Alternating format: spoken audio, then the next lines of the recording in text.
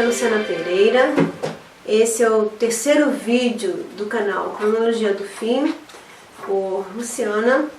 E eu queria muito falar sobre o dragão, a mulher de Apocalipse, mas é naquela correria do trabalho, né? E de acordo com a vontade de Deus, nós estamos fazendo agora um vídeo sobre a lógica numérica do fim. E a gente vai fazendo uma sequência de pequenos vídeos curtos e esse vídeo é a parte 1. Nesse vídeo, a parte 1, nós vamos introduzir a sequência dos capítulos de Apocalipse. Primeira coisa que você precisa saber é que esses capítulos não têm ordem cronológica perfeita. Alguns desses capítulos, eles recontam algo que já foi contado, já foi dito de outro ponto de vista, certo? Isso é fundamental para que as pessoas não pensem que o evento está sendo recorrente, é como se fosse Jesus agindo novamente da mesma maneira, mas não. Nós temos que tomar cuidado com isso, porque senão a gente erra nessa cronologia. E nós já estamos nesse tempo do fim e é importantíssimo que a gente entenda essa sequência. Se você vir animaizinhos atrás de mim, barulhos, é porque são meus gatinhos indo e vindo. E eu não tenho como impedir isso nesse momento, porque não tenho como prender eles, tá? Então, agradeço a compreensão. Então, primeira coisa, nessa primeira parte do vídeo, Deus quer muito que você saiba, certo? É sobre alguns marcos referenciais de texto que vão te ajudar a entender a ordem desses capítulos de Apocalipse. Não é algo assim difícil de entender. No momento que você conhecer quais são esses marcos textuais, você vai perceber claramente quais são os capítulos que estão fazendo paralelismo com outros capítulos e recontando a mesma coisa de outro ponto de vista. Então, no primeiro momento, o que é que você precisa saber para entender essa diferença? É que Apocalipse é uma carta, tá? Uma carta de Deus em que João escreve para Deus, certo? É como se João fosse o escriba, né, nesse momento, escrevendo para Deus. Deus está ditando essa carta para ele, dando visões dessa carta, para que João escreva essa carta e destine essa carta às 7 igrejas, certo? Ali da região, que na verdade vão simbolizar as 7 igrejas de Deus em todo o mundo. Não há muita dificuldade de entender isso.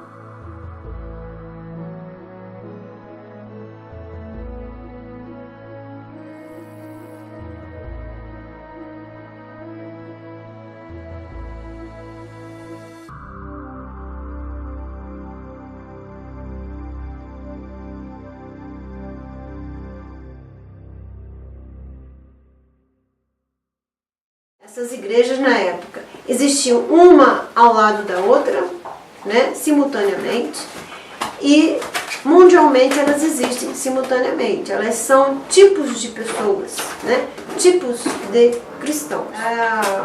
Considerando que o Israel de Deus são todos aqueles que estão debaixo de uma aliança válida com Deus, então nós podemos ter aí, fazendo parte da igreja, tanto judeus convertidos como não judeus convertidos, mas aqueles que têm uma aliança válida para com Deus. Então esses todos fazem parte das 7 igrejas, né? Lembrando que essas 7 igrejas, elas marcam tipos de cristãos.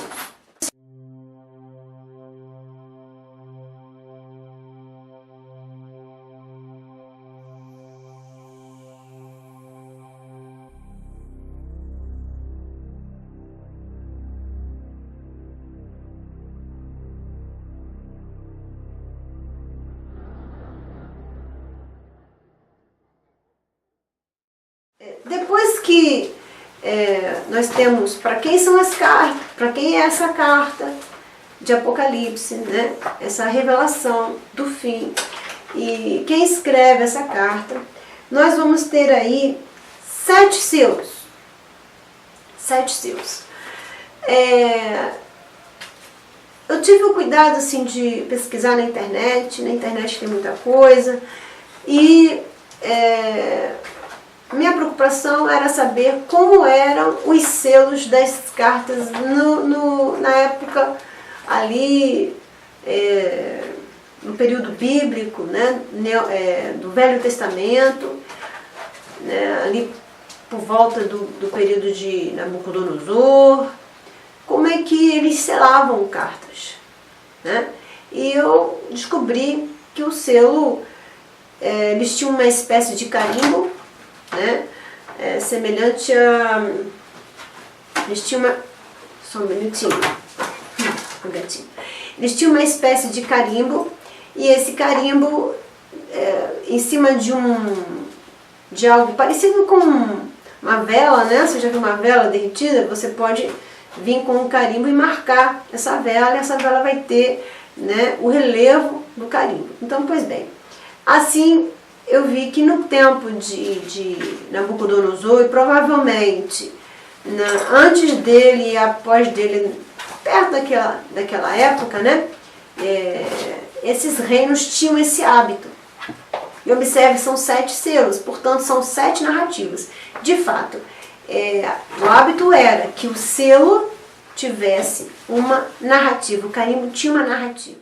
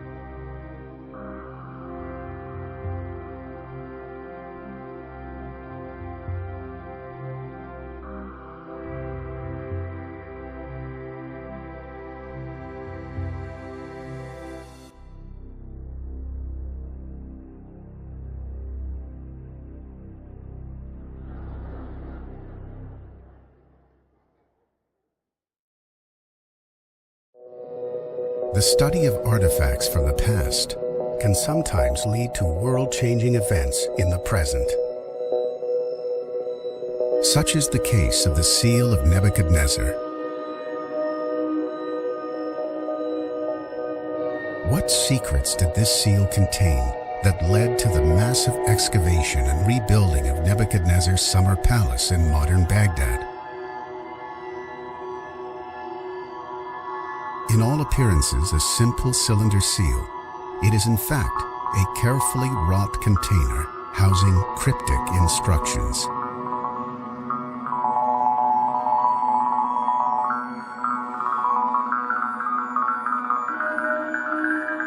With an imprint of the sign of the goddess Ishtar at its base, the outer seal showed a priest and priestess worshipping before their goddess. Deciphering the ancient cuneiform text of the inner seal revealed directions to unearth a terrible secret.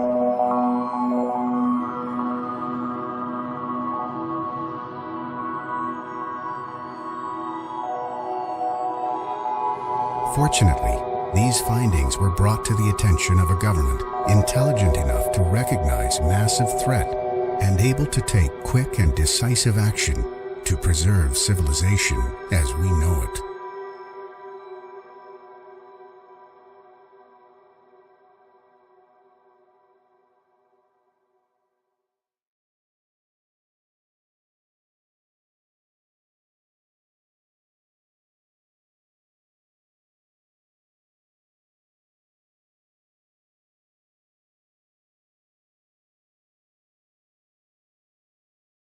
Os 7 selos de Apocalipse são 7 narrativas introdutórias, tá? Sobre essa revelação do fim. E após essas 7 narrativas introdutórias, em que o último selo tem uma narrativa muito maior, né, do que os demais selos, nós vamos ter aí o capítulo 19 e o 20. Eu compreendo que no capítulo 18 nós temos a finalização da narrativa do 7º selo. Depois eu vou explicar por quê, você pode perceber claramente que existe ali um marcador discursivo que finaliza a narrativa do 7º selo.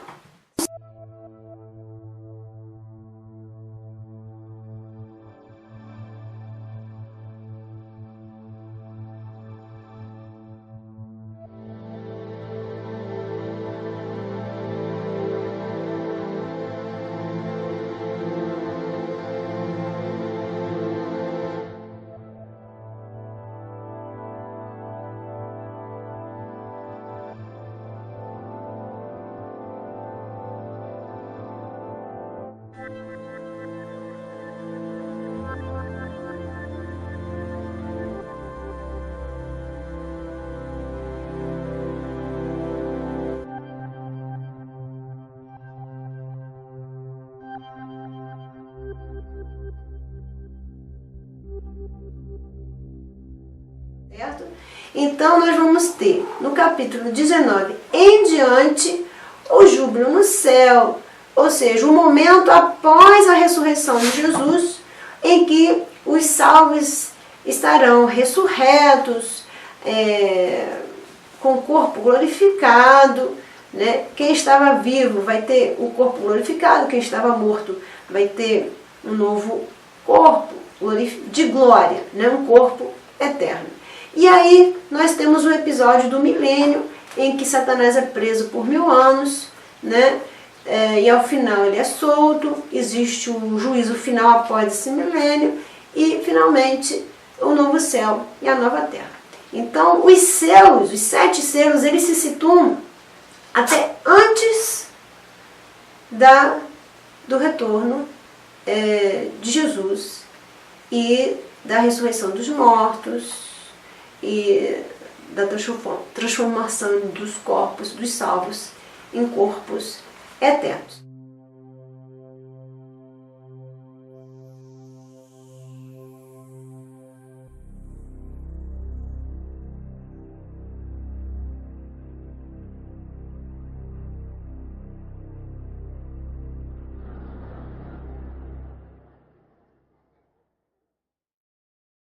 Então, os selos são antes do milênio messiânico, do reino messiânico de Jesus. Com todo respeito para aqueles que querem entender que o milênio é uma figura, né? Eu aprendi estudando letras que figura que é letra e que você tem que ler de forma denotativa, do jeito que está ali, não pode ser mudado, tá?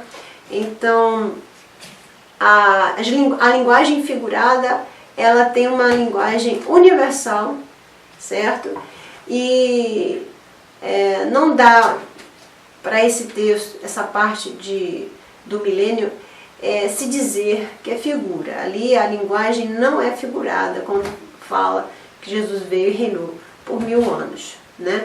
É um episódio após tudo ser narrado ali, até o capítulo 19, é que você vê a instauração do reino messiânico por 1000 anos. Então, aqueles que têm dúvida, dá uma olhadinha com calma, você vai ver que Jesus vem e instaura o milênio, certo? Capítulo 19, capítulo 20 em diante, é após, tá, a narrativa do 7º selo. Certo? Então, no primeiro momento, nós temos essa configuração, tá? Então, vamos lá. Dentro do que foi colocado, você pode me perguntar assim, mas o que seria esse marco, né? Essa primeira parte eu vou ficar até aí. O que seria esse marco que me garante que o 7º selo vai até o capítulo 18 e que me dá do capítulo 19 em diante uma sequência separada, ou seja, até o capítulo 18 eu tenho uma sequência e do 19 em diante uma continuação de sequência. Portanto, quando se diz lá que o milênio se instaura, o milênio se instaurou. Não é um capítulo paralelo aos demais capítulos, como se eu pudesse pegar esse milênio e colocar em paralelo ao nosso tempo atual, certo? Então, este milênio fica do capítulo 19 em diante, porque a narrativa dos selos se encerra até o capítulo 18, certo? Esse é o primeiro raciocínio. Você tem uma divisão de tempo ali. A sequência lógica vai até o capítulo 18. A partir dali, do capítulo 19, você tem uma outra sequência lógica de tempo, certo? Um tempo que segue depois do capítulo 18. Então, você não tem como trazer esse capítulo 19 ou 20, né, como se fosse uma releitura dos outros capítulos, como se ele fosse um paralelo de outros capítulos ou fosse uma recontagem da história de outros capítulos. Isso é a primeira coisa que eu quero dizer para você. Por isso dá ênfase que o milênio, ele é um milênio literal a partir da vinda de Jesus. Muito bem. Nesse gráfico aqui nós temos os capítulos da carta de Apocalipse, que são 22, distribuídos por temáticas, de acordo com a lógica apresentada aqui no vídeo, tá? Então, capítulo 1, João anuncia que o autor da carta que ele escreve é Jesus Cristo. No capítulo 2 e 3, existe ali a caracterização do destinatário da carta, que são 7 igrejas. No capítulo 4, nós temos a visão do trono de Deus. Capítulo 5, a visão do livro selado, certo? No capítulo 6, esse livro selado começa a ser aberto. Então, nós temos a abertura dos selos, tá? Essa abertura dos selos e a narrativa do que existe nos selos vai ser feita até o capítulo 18. Então, é do capítulo 6 ao capítulo 18 de Apocalipse, onde nós temos a finalização das narrativas da 7ª trombeta e do 7º selo. No próximo gráfico, nós vamos explicar que marcadores discursivos nos dão a certeza absoluta do que está sendo falado aqui.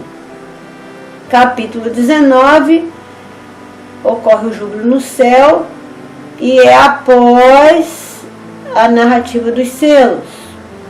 Capítulo 20 trata especificamente do reino messiânico e a prisão de Satanás. Capítulo 21 e capítulo 22 vai tratar do novo céu e da nova terra. Certo?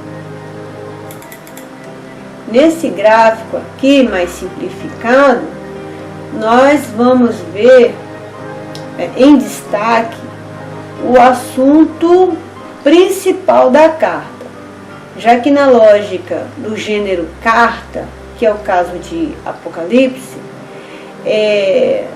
os selos não são o assunto principal. Tá? Eles vão nos dar ali princípios e informações importantes para o assunto principal, que é o reino messiânico. Certo? Uma vez que a carta é destinada às igrejas, para a igreja que busca a redenção em Cristo Jesus e a promessa dessa redenção, tá? O importante é a redenção, é a volta de Jesus Cristo, é o cumprimento da promessa, né? É a ressurreição dos corpos, a vida eterna neste reino messiânico. Então esse aqui é o assunto principal da carta. Júbilo no céu e o reino messiânico, e depois o novo céu e a nova terra, longe desta terra que o texto apocalíptico diz que após 1000 anos é destruída, após 1000 anos de reino messiânico, certo? Nós vamos explicar por que este reino messiânico é distinto do tempo atual. Os marcadores discursivos do texto vão ajudar a explicar isso. Então aqui, a narrativa dos selos, do capítulo 6 ao capítulo 18, certo? Trata de princípios que nos preparam aqueles que esperam essa redenção para o reino messiânico. Neste capítulo aqui, nós vamos ter em destaque para cada capítulo a indicação do início e fim das narrativas dos selos e das trombetas que estão no 7º selo, certo? Nós temos aqui a visão do trono de Deus em destaque no capítulo 4 e o reino messiânico e a prisão de Satanás no capítulo 20. Nesse gráfico está em destaque aí o capítulo 6, 7 e 8. Né?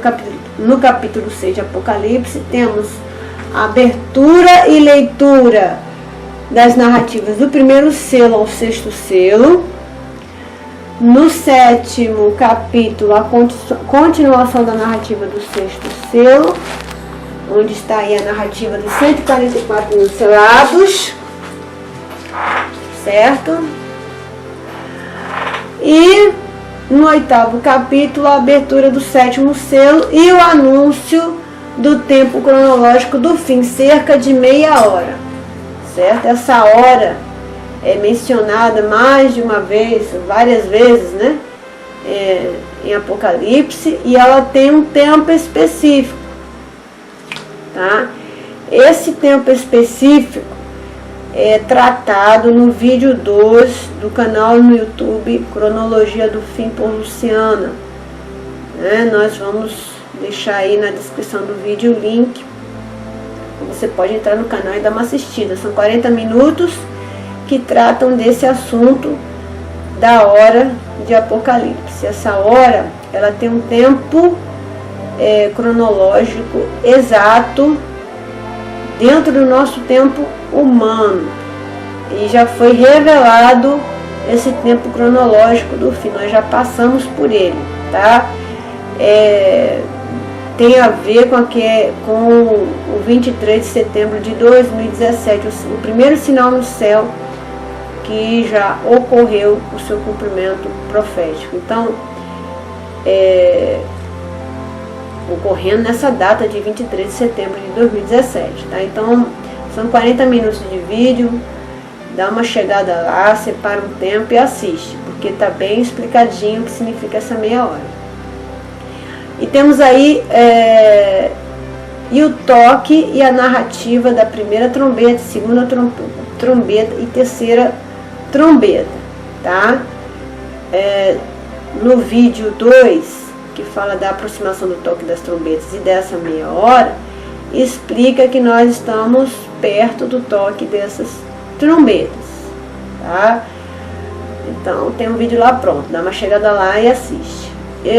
Então, capítulo 8. Capítulo 9, a partir do 9 tem aí o toque narrativa da quarta trombeta e quinta trombeta, que vai finalizar no capítulo 11, onde se inicia o toque narrativa da sétima trombeta, que vai até o capítulo 18.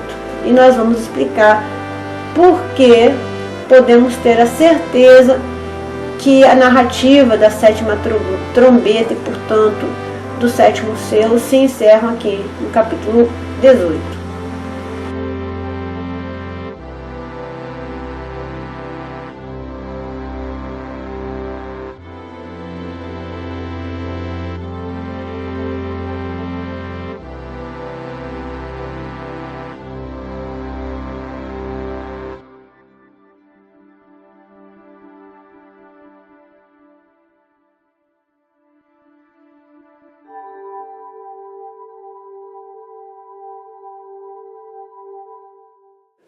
O sétimo selo, ele vai me dar aí o episódio das 7 trombetas, certo?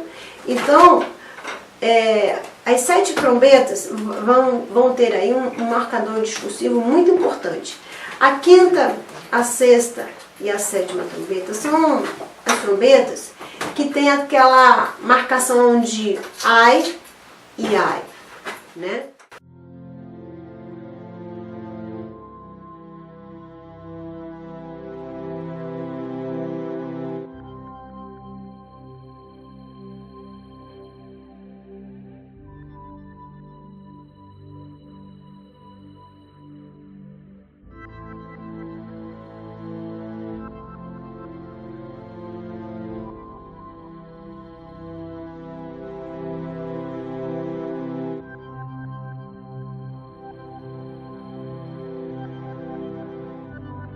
Então você vai para a sétima trombeta, vai ter a mesma sequência narrativa, o mesmo paralelismo sintático, tá?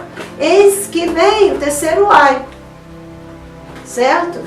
E você vai lendo, e você não acha o paralelismo que finaliza, eis que terminou o terceiro ai. Você não acha.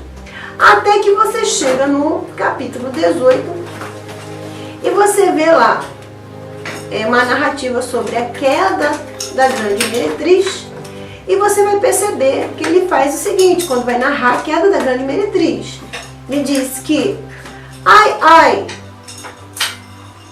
da meretriz, e aí narra a queda dela.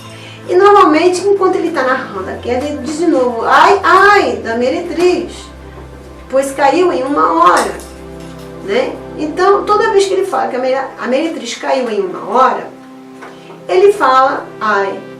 E observe que no capítulo 18 são 3 sequências de ai. Ele fala ai, caiu em 1 hora a meretriz, ai, caiu em 1 hora a meretriz, ai, caiu em 1 hora a meretriz.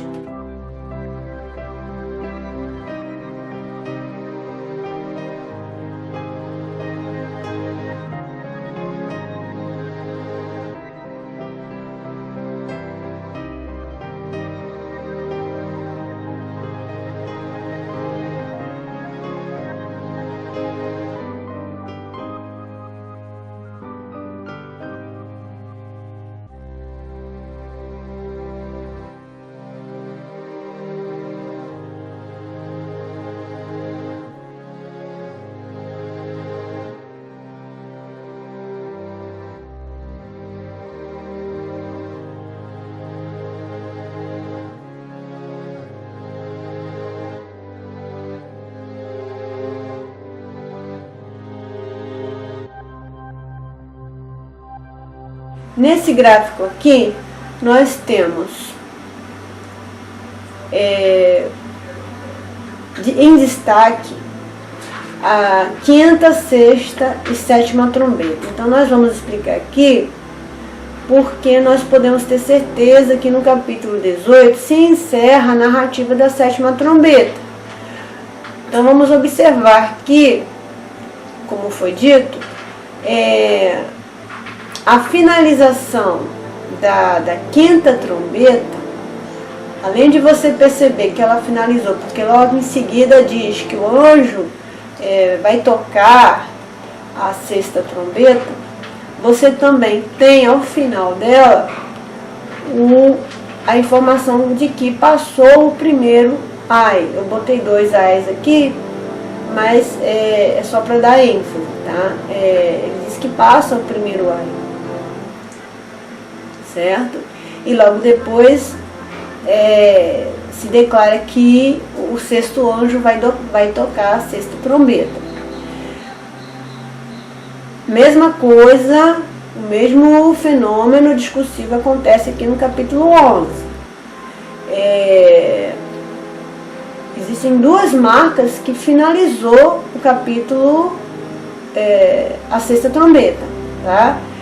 Vai ter que a informação que passou o segundo ai, mais uma vez eu botei 2 ais, né, para dar ênfase, mas ele diz que passou o segundo ai, e logo depois disso diz que o sétimo anjo toca a sétima trombeta, certo? Então fica bem marcado que se finaliza uma trombeta, a sexta, e se inicia a narrativa da sétima trombeta. Muito bem, quando você vem aqui para o capítulo 18, você tem, a cada vez que se diz que a Babilônia cai em 1 hora, e aí eu peço, por favor, dê uma chegada no vídeo 2 do canal Cronologia do Fim, são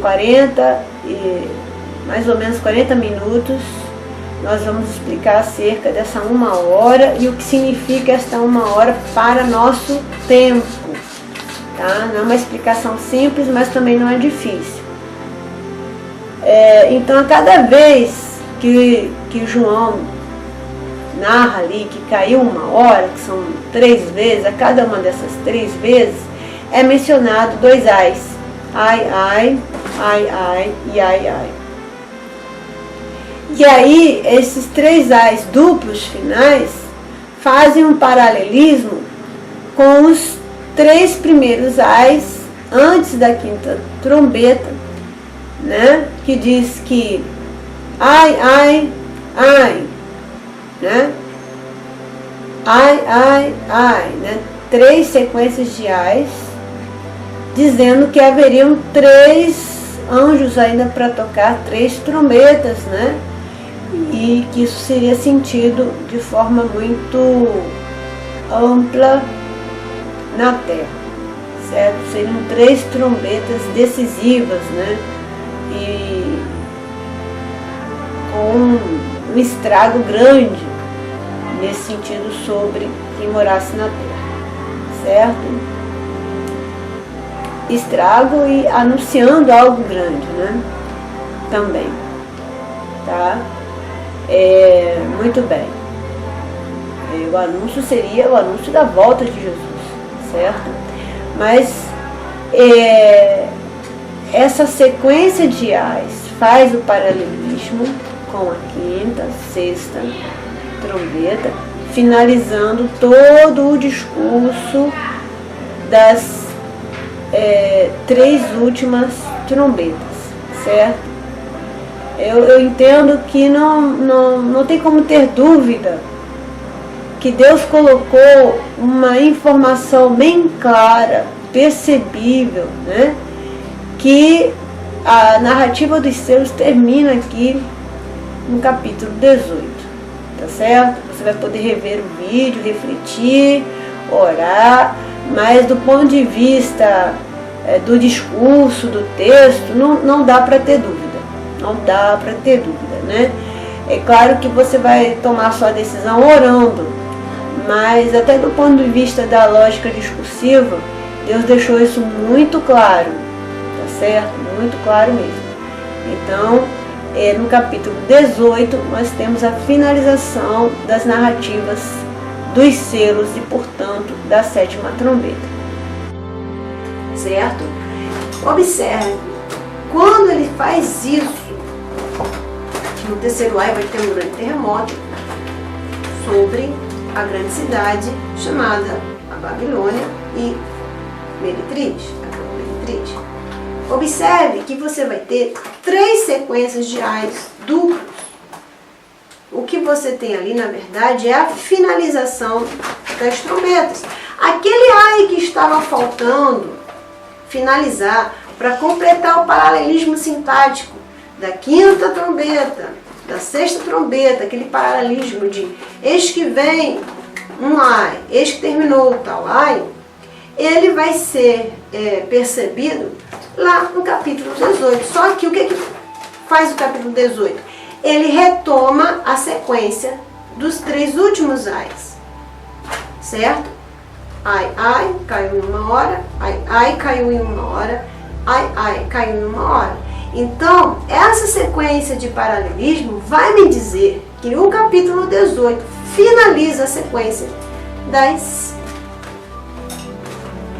7 trombetas, ou seja, em especial a 7ª trombeta. Isso me garante que o capítulo 19 é uma sequência temporal, certo? Por quê? Com a 7ª trombeta finalizada em sua narrativa, você tem a finalização da leitura dos selos, certo? Porque as trombetas estão na narrativa do 7º selo. Finalizou a narrativa, você tem ali uma nova narrativa em sequência, certo? Então, a princípio, capítulo 19 é uma outra narrativa. Você pode perguntar assim, mas será que não se falou de júbilo antes, Luciana? Né? Nós vamos poder tirar esta dúvida nos próximos vídeos. Mas para esta primeira parte do vídeo, né, confira essa informação na sua Bíblia. Você precisa observar essas sequências de ais. Capítulo 18 encerra a narrativa da 7ª trombeta.